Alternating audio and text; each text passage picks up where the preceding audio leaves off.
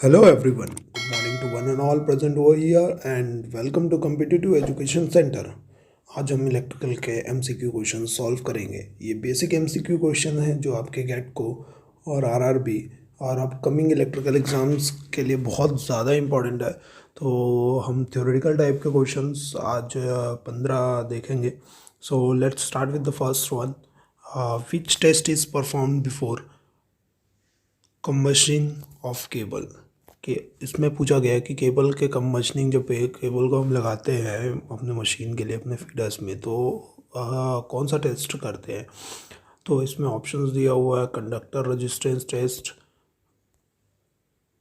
Insulation resistance test, pressure test and all of the above. देखिए basically जब हम कभी भी कंडक्टर को लगाते हैं तो आईआर वैल्यूज़ का जरूर चेक करते हैं।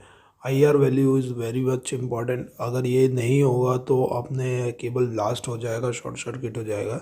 सो छोटा केबल हो, बड़ा केबल हो, मोटा केबल हो, we generally take insulation resistance. चलिए सेकंड क्वेश्चन की तरफ बढ़ते हैं। The grid substation are generally indoor substation, outdoor substation, underground substation, pole mounted substation. तो यूजुअली जो ग्रिड सबस्टेशन होता है वो आउटडोर होता है, आउटडोर सबस्टेशन होता है। कभी भी अंडरग्राउंड नहीं होता, इंडोर भी नहीं होता और पोल माउंटेड भी नहीं होता। पोल माउंटेड होता है, पोल माउंटेड जो हमारा क्या कहते हैं, हमारा जो गांव में आ जाते हैं स्टेप डाउन होता है 11 kV बाई 415, वो वाला पोल माउंटेड होता है। चलिए नेक्स्ट क्वेश्चन चलते हैं। Question number 3। In the circuit breaker the arcing conductor are made up of electrolytic copper, copper tungsten alloy, aluminium porcelain. Aluminium देखिए दोस्तों, इसमें पोर्सलिन तो होगा नहीं। ऑलरेडी जो आर्किंग कांटेक्ट है ये होता है, क्या कहते हैं, आपका मेल फीमेल कांटेक्ट हो, ये होता है ज्वाइन होता है एक साथ।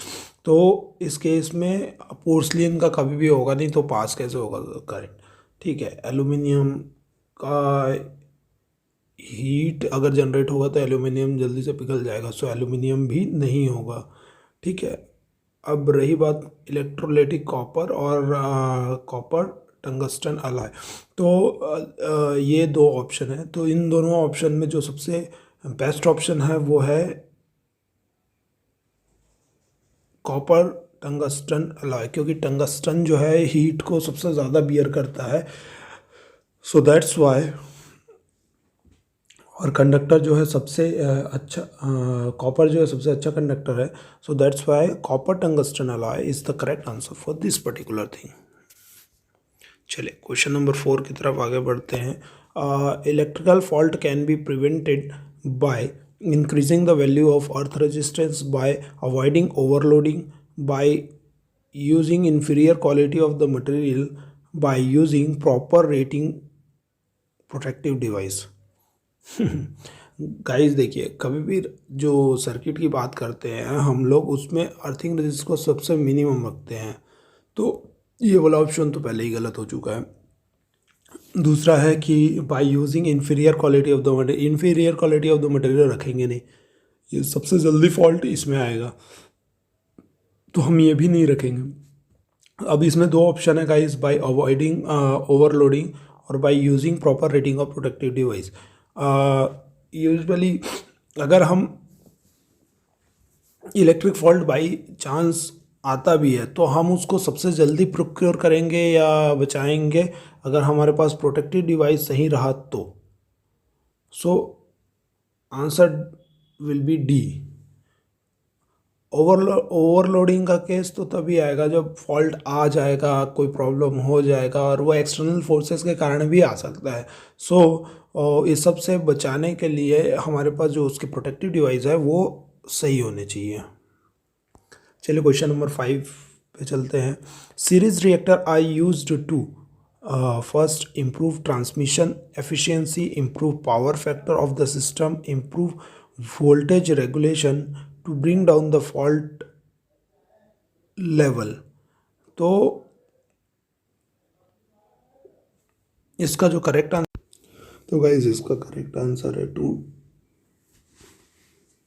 Bring down the fault level. So इसको आप लोग ठीक कर सकते हैं। चलिए आगे बढ़ते हैं छठवें क्वेश्चन की तरफ। क्वेश्चन नंबर 6 है, the zero sequence fault current are absent when the fault is single line to ground fault, line to line fault, double line to ground fault, नाना मुद्दा अब देखिए गाइस, जब भी आप बात करते हैं ग्राउंड फॉल्ट की, तो ग्राउंड फॉल्ट जब भी आता है वो जीरो सीक्वेंस का हो जाता है। तो ये दो ऑप्शन तो ख़त्म हो गए। अब रही बात इसमें जो नन ऑफ द अबव है, ये इसलिए नहीं होगा क्योंकि ऑलरेडी एक करेक्ट आंसर है, वो है लाइन टू लाइन फॉल्ट। इसमें होता है जीरो सीक्वेंस फॉल्ट एब्सेंट होता है, बिल्कुल भी नहीं होता है।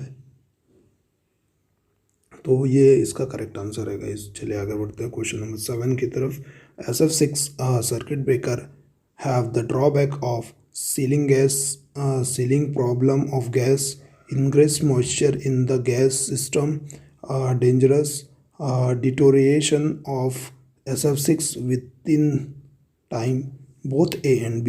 तो इसका जो करेक्ट आंसर है गाइज वो है बोथ A and B, क्योंकि इसमें SF6 रहता है तो उसका सीलिंग का प्रॉब्लम रहता ही रहता है, और मॉइस्चर तो सबसे ज़्यादा खतरनाक है, तो बी ऑप्शन भी करेक्ट है। सो इसमें जब ऑप्शन दिया हो उनको बोथ A and B, तो D answer is the correct one. Question number 8 की ओर आगे बढ़ते हैं। During arc extension SF6 get decompose into SF4 and SF2। First option, B option है decompose into S and F ion, option C है reduce to SF2, और D है oxidation. तो इसका जो करेक्ट आंसर है गाइज वो है decompose into SF4 and SF2। सो ये फैक्चुअल क्वेश्चंस है गाइज, तो ये सब चीज़ें है, तो ये ट्रुथ है। तो इसको अपन कहीं भी बुक में भी ये क्वेश्चंस के आंसर यही मिलेंगे आपको। चलिए क्वेश्चन 9 की ओर आगे बढ़ते हैं। Lightning arrester in normal condition provide high resistance path between line and earth, high reactance path between line and earth, high impedance path between line and earth, low impedance path between line and earth। तो guys इसमें जैसे reactance वाला option नहीं है आपका guys, लो impedance हो ही नहीं सकता, तो अब आपके बचे high resistance path between line and earth और high impedance between the line and. So इसका जो एक्चुअल में करेक्ट आंसर है गाइस वो ये भी है। कुछ कुछ बुक्स में आपको ये हाई रेजिस्टेंस भी मिलेंगे, बट इसका जो करेक्ट आंसर है गाइस वो है C option, high impedance path between line and earth. Question number 10 है guys, which of the following circuit breaker is preferred for EHT application.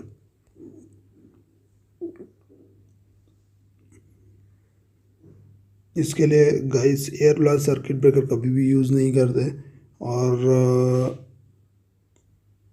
Minimum oil circuit breaker भी use नहीं करते, bulk oil circuit breaker भी use नहीं करते। So SF6 is the correct answer guys.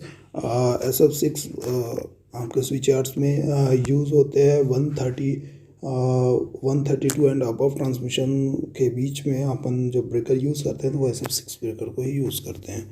चलो guys question number 11 की तरफ आगे बढ़ते हैं। The most common type of fault is single phase two ground fault, phase two phase fault, two phase two ground fault, three phase two ground fault. जो इसमें सबसे dangerous होता है वो three phase two ground fault होता है। तो ये कभी भी सबसे अनयूजुअल केस होता है, और उसके बाद फेस टू फेस फॉल्ट और ground to phase to ground fault भी होते रहता है, बट इसमें जो मोस्ट कॉमन है वो है single phase to ground fault. कभी भी ये कॉमनली होता है। हर मोटर के केस में अगर कोई फॉल्ट आता है तो सबसे पहले उसका आईआर वैल्यू चेक करोगे तो आपको ज़्यादातर ये फॉल्ट ऑब्जर्व होगा। चलो गाइस अपन क्वेश्चन नंबर 12 की तरफ चलते हैं। The arc voltage in circuit breaker is option A in the phase with the arc current, lagging the arc current by 90 degree, leading the arc current by 90 degree, lagging the arc current by 90 degree। तो इसका जो correct answer है guys वो है leading the arc current by 90 degree. चलिए आगे बढ़ते हैं दोस्तों क्वेश्चन नंबर 13 की तरफ। इसमें क्वेश्चन पूछा गया है insulation resistance of high voltage circuit breaker is more than. Guys देखिए कभी भी आप जब सर्किट ब्रेकर की बात करते हैं तो उसमें उसका जो इंसुलेशन रेजिस्टेंस है वो मैक्सिमम होना चाहिए। तो इस ऑप्शन में जो मैक्सिमम वैल्यू दिया गया है वो 200 मेगा ओम है।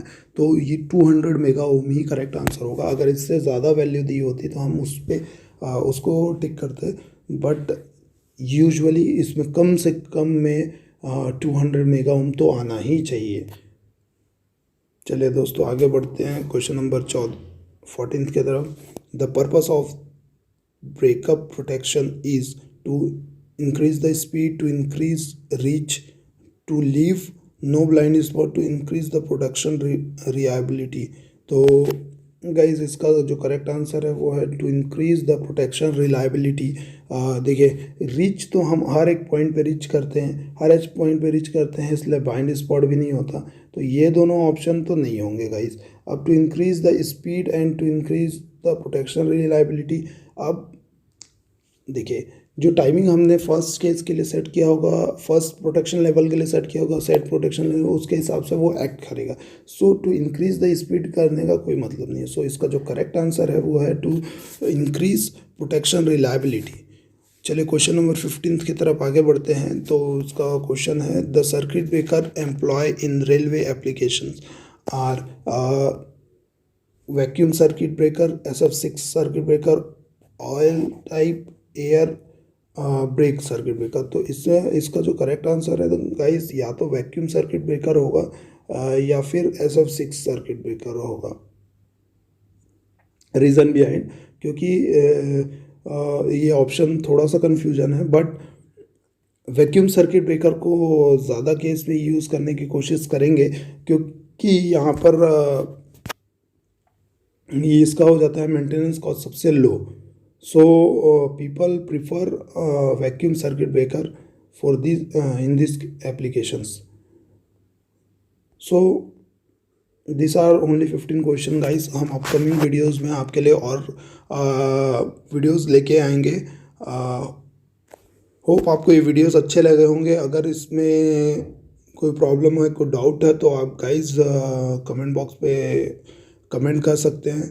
Thank you everyone, good luck for your upcoming GTO and JEE, CSEB and RRB exams।